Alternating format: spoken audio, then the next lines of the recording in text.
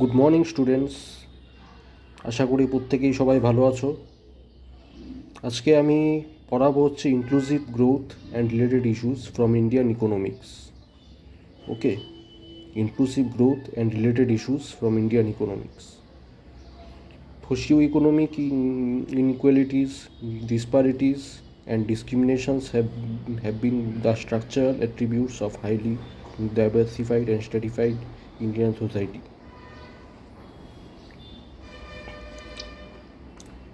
সবার প্রথমে এটা আলোচনা করার আগে ইনক্লুসিভ গ্রোথ কী সেটা আমরা বিস্তারিতভাবে জানব।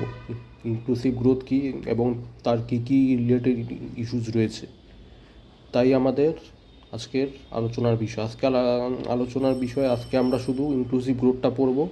আগামী ক্লাসে আমরা রিলেটেড ইস্যুসগুলো নিয়ে একদম ডিটেলসে আলোচনা করব, ঠিক আছে? তো আমরা ধীরে ধীরে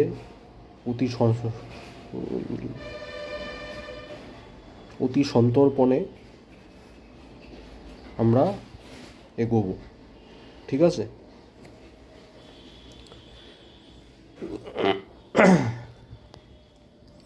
ইনক্লুসিভ গ্রোথটা হচ্ছে, দেখো, ইনক্লুসিভ গ্রোথ বোঝার আগে সবার আগে তোমাদেরকে আমি একটা ইন্ট্রোডাকশান দিতে চাই যে ভারতবর্ষ সোশিও ইকোনমিক দিক থেকে ইনইকুয়ালিটিসে পরিপূর্ণ। এখানে প্রচুর ডিসপ্যারিটিস রয়েছে, ডিসক্রিমিনেশনস রয়েছে। এই ইনইকুয়ালিটিস, ডিসপ্যারিটিস এবং ডিসক্রিমিনেশনসগুলোই স্ট্রাকচারালি আমাদের যে হাইলি ডাইভার্সিফাইড এবং স্ট্র্যাটিফাইড ইন্ডিয়ান সোসাইটি রয়েছে সেটাকে গড়ে তুলেছে। এক এক জায়গায় এক এক রকম সংস্কৃতি রয়েছে, এক এক স্থানে এক এক রকম সংস্কৃতি রয়েছে, এক এক স্থানে এক এক রকম ল্যাঙ্গুয়েজ রয়েছে, এক এক স্থানে এক এক রকম ফুড হ্যাবিট রয়েছে, ঠিক আছে? সেই জন্য একটা আরেকটা ইম্পর্টেন্ট বিষয় হচ্ছে এক এক জায়গায় এক এক রকম মানুষের মনোচেতনা। সাউথ ইন্ডিয়ানদের মনোচেতনা আর আমাদের উত্তর ভারতীয়দের মনোচেতনার মধ্যে কিন্তু একটি সূক্ষ্ম পার্থক্য রয়েছে, বিরাজমান রয়েছে। আবার ওয়েস্টার্ন ইন্ডিয়াতে চলে যাও, ওয়েস্টার্ন ইন্ডিয়ার আর ইস্টার্ন পার্টের মধ্যে একটা পার্থক্য বিরাজমান রয়েছে।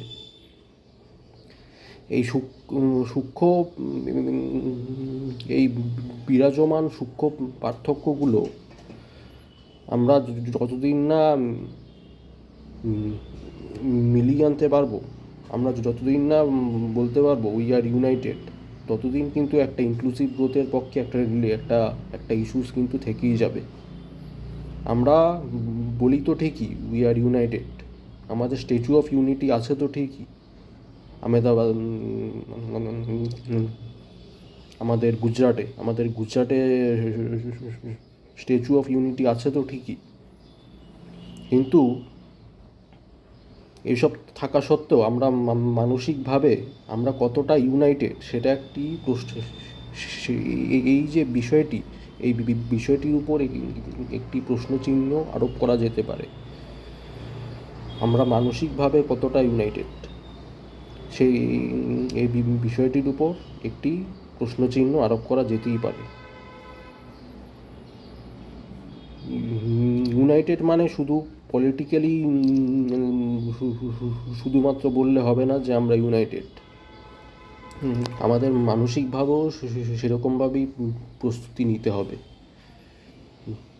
সুতরাং আমাদের মানসিকভাবেও সেরকমভাবে প্রস্তুতি নিতে হবে যাতে করে আমরা বলতে পারি গর্বের সাথে যে we are United.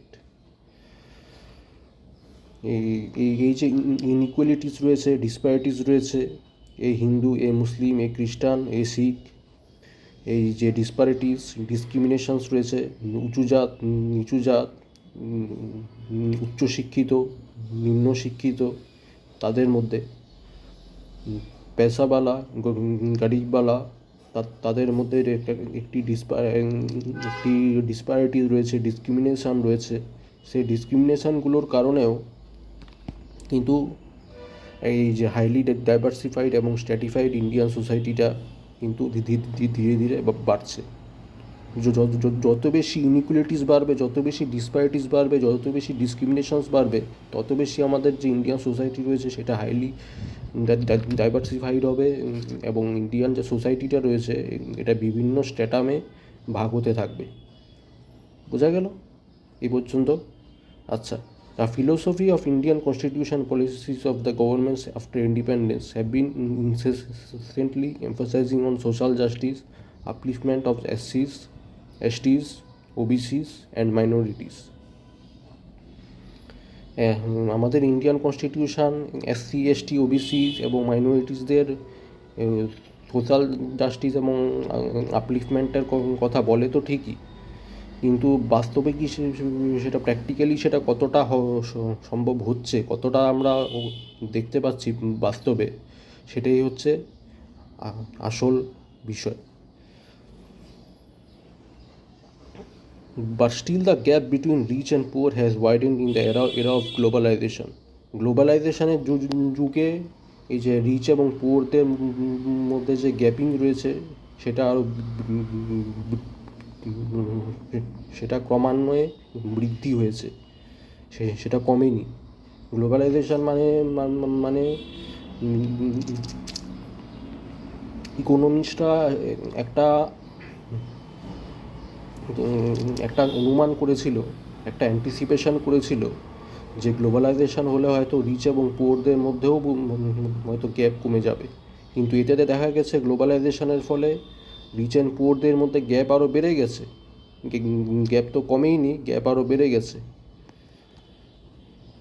Indian perspective on inclusive growth. আমাদের ইনক্লুসিভ গ্রোথটা আমরা পড়বো ইন্ডিয়ান পার্সপেক্টিভে। বিভিন্ন কান্ট্রির পার্সপেক্টিভ রয়েছে আলাদা আলাদা, ঠিক আছে? ইনক্লুসিভ গ্রোথের আলাদা আলাদা পার্সপেক্টিভ রয়েছে। আমরা বিভিন্ন কান্ট্রিজের তা তো আমাদের জানবার বিষয় নয়।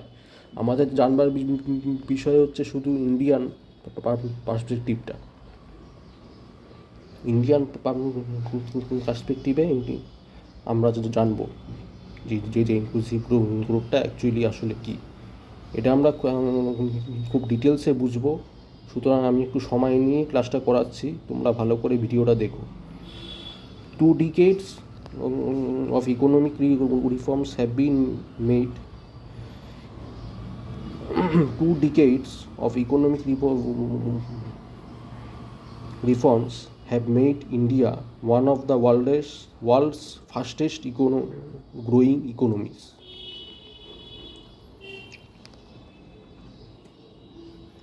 দশক ইকোনমিক রিফর্মস হয়েছে, 2 দশক পেরিয়ে গেছে। 2 দশকে India became the one of the world's fastest growing economies. Fastest growing ইকোনমিজের মধ্যে একটিতে পরিণত হয়েছে India. Though the Indian growth story has been one of high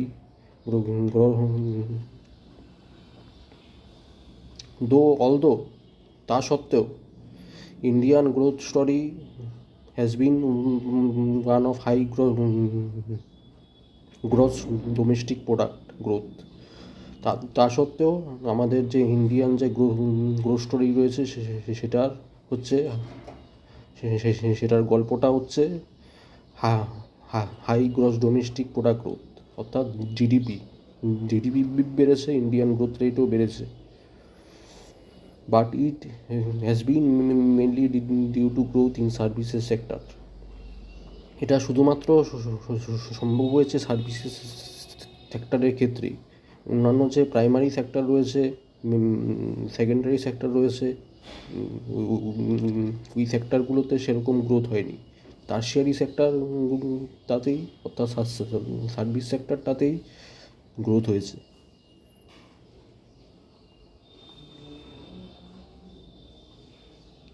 Thus, not all sectors of the economy have grown at relatively same pace, resulting in poverty, jobless growth, marginal agricultural productivity, poor and educational outcomes, inadequate health services, social inequalities, rural-urban divide, and unbalanced regional development, যার ফলে যেটা হয়েছে, যেহেতু সমস্ত sector সমান প্যারিটিতে grow করতে পারেনি, যার ফলে যেটা হয়েছে, যার ফলস্বরূপ পোভার্টি বেড়েছে, দারিদ্রতা বৃদ্ধি পেয়েছে, জবলেস গ্রোথ বৃদ্ধি পেয়েছে, মার্জিনাল এগ্রিকালচারাল প্রোডাক্টিভিটি বৃদ্ধি পেয়েছে, পুওর এডুকেশনাল আউটকামস বৃদ্ধি পেয়েছে, তারপরে ইনএডুকেট হেলথ সার্ভিসেস বৃদ্ধি পেয়েছে, সোশ্যাল ইনইকুয়ালিটিস বৃদ্ধি পেয়েছে, রুরাল আরবান ডিভাইড বৃদ্ধি পেয়েছে, অ্যান্ড ইমব্যালেন্সড রিজিওনাল ডেভেলপমেন্ট বৃদ্ধি পেয়েছে। A lack of inclusive growth results in inequities.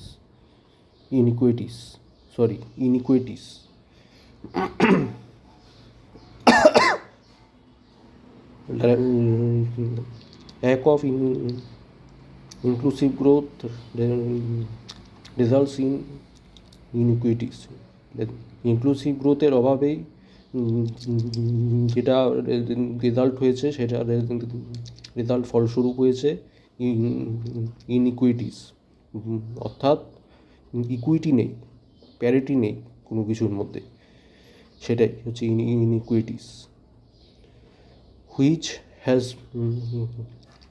Has its own social ramification. এর নিজস্ব কিছু সোশ্যাল কারণ রয়েছে, এগুলো নিয়ে আমরা আলোচনা করব আগামী ক্লাসে, আমরা ইন ডিটেলসে। Inclusive growth promotes economic and sustainable development by increasing the participation of people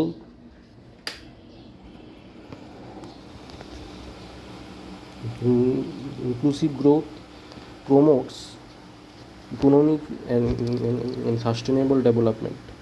inclusive growth promote করে ইকোনমিক এবং সাস্টেনেবল ডেভেলপমেন্টকে by increasing the participation of people with a stake in the process of economic development. পিপলদেরকেও economic ডেভেলপমেন্টে এগিয়ে আসতে হবে, শুধু গভর্নমেন্টের উপর নির্ভর করে থাকলে চলবে না। গভর্নমেন্ট সব কিছু করবে আর আমরা হাত গুটিয়ে বসে থাকবো, সেটা করলে চলবে না। পিপল পার্টিসিপেশন চাই, that is important, that is the root level cause of lacking of inclusive growth. Peoples participation দরকার, পিপল পার্টিসিপেশন যত বাড়বে ইনক্লুসিভ গ্রোথ তত বাড়বে, ইকোনমিক ডেভেলপমেন্ট হবে, যার ফলে ইনক্লুসিভ গ্রোথের ফলে ইকোনমিক ডেভেলপমেন্ট হবে। এই ইকোনমিক ডেভেলপমেন্ট তো আমরা বিগত ক্লাসগুলোতে আমরা ইন ডিটেলস আলোচনা করেছি। এখন আমরা আলোচনা করছি ইনক্লুসিভ গ্রোথ। এখন আমরা একটু ডিটেলসে একটু গভীরে গিয়ে পড়াশোনাটা করছি, ঠিক আছে? According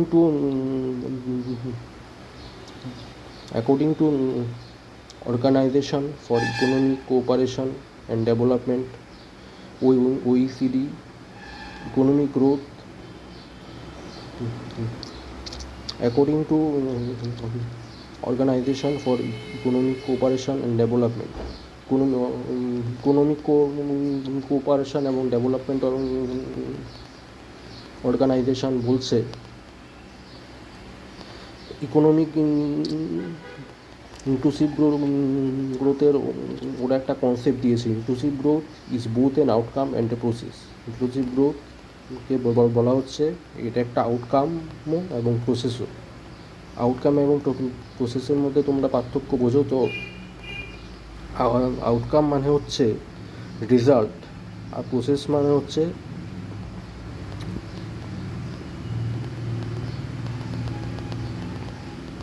প্রসেসিং হচ্ছে, মানে প্রাইমারি স্টেজ থেকে সেকেন্ডারি স্টেজে যেতে যে র মেটেরিয়ালসের যে প্রসেসিংটা হয়, সেই প্রসেসিংটা হচ্ছে আমাদের আমাদের প্রসেস বলছি, সেটাকে আমরা বলছি প্রসেস, ঠিক আছে। আর আউটকাম হচ্ছে যখন আমরা সেকেন্ডারি স্টেজে পৌঁছে যাব, যখন আমরা ফাইনাল স্টেজে পৌঁছে যাব, সেই ফাইনাল স্টেজে যে ফাইনাল প্রোডাক্ট বা সার্ভিসটা, সেটাই হচ্ছে আমাদের আউটকাম। বোঝা গেল? On the one hand, it ensures that everyone can participate in the growth process. একাধারে বলা যেতে পারে যে it ensures that everyone can participate in the growth process. ভারতের নাগরিকরা, প্রত্যেকটি নাগরিক এই যে গ্রোথ প্রসেসের মধ্যে ভাগিদারি হতে পারে।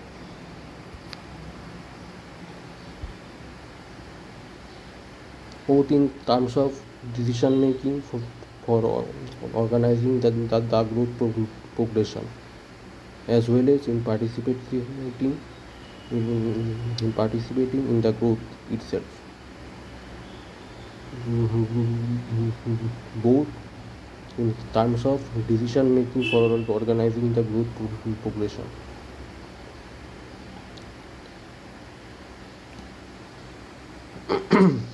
প্রত্যেকটি নাগরিক, ভারতের নাগরিক কিন্তু আমাদের যে গ্রোথ প্রসেস সেটাতে অংশগ্রহণ করতে পারে, both in terms of decision making for organizing the growth progression, as well as in participating in the growth itself.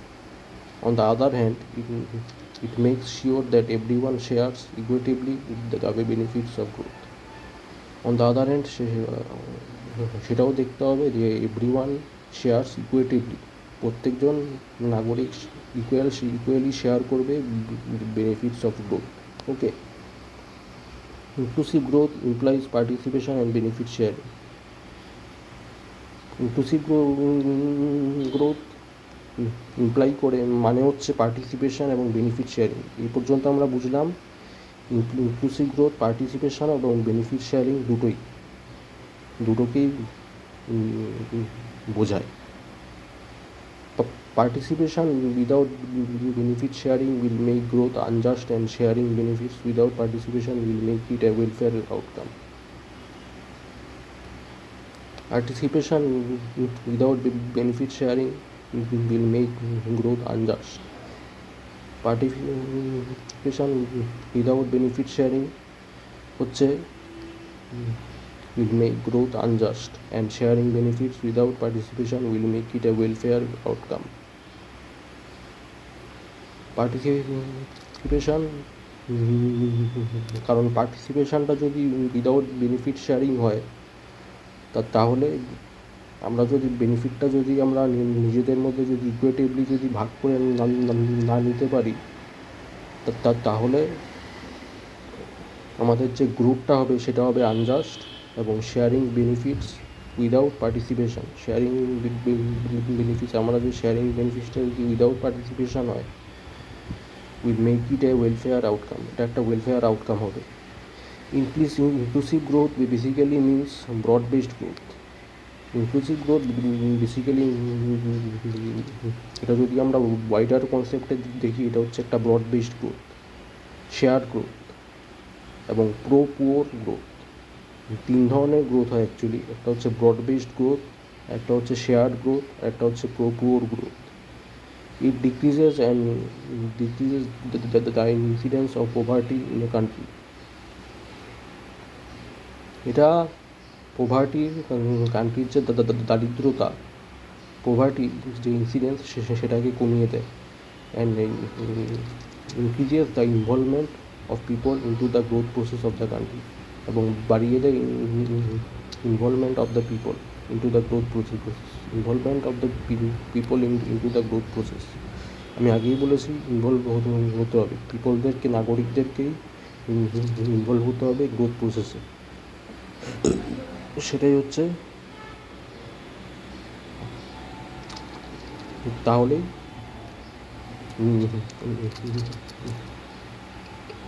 আমাদের যে ইনক্লুসিভ গ্রোথ আছে সেটা বাড়বে, সেটা বৃদ্ধি হবে।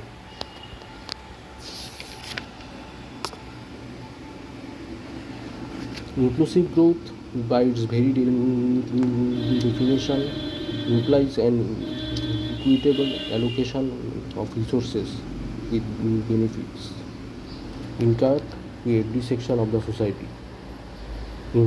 Inclusive growth, by its very definition, এটার ডেফিনেশন যদি আমরা দেখতে যাই তাহলে আমরা দেখতে পাবো একটা ডেফিনেশনে আমরা পৌঁছোই, একটা কনসেপ্টগুলোকে এবং মিনিংগুলোকে অ্যাড করে একটা ডেফিনেশনে আমরা পৌঁছোই। কনসেপ্ট, মিনিং আর ডেফিনেশনের মধ্যে পার্থক্য রয়েছে, ঠিক আছে? মিনিং এবং কনসেপ্টগুলোকে পর্যালোচনা করে আমরা একটা ডেফিনেশন দিই। এখন এই ইকোনমিক্সটা ইনক্লুসিভ গ্রোথের ক্ষেত্রেও একটি ডেফিনেশন দিয়েছে। সেই ডেফিনেশনটি হলো, inclusive growth, by its very definition, implies an equitable allocation of resources. By its very definition, we can understand that inclusive growth actually implies an equitable allocation of resources. Equitable allocation হতে হবে রিসোর্সেসের মধ্যে with benefits incurred to every section of the society. প্রত্যেকটি section of the সোসাইটির মধ্যে যে benefit sharing হতে হবে, but the allocation of resources must be focused on the intended short and long term benefits of the society, such as availability of consumer goods, people access, employment, standard of living, etc. But এই যে allocation of resources যেটা আমি বললাম সেটা focus করবে কিসের উপরে? Short এবং long term benefits of the সোসাইটির উপরে। শর্ট এবং long term benefits the society, যেরকম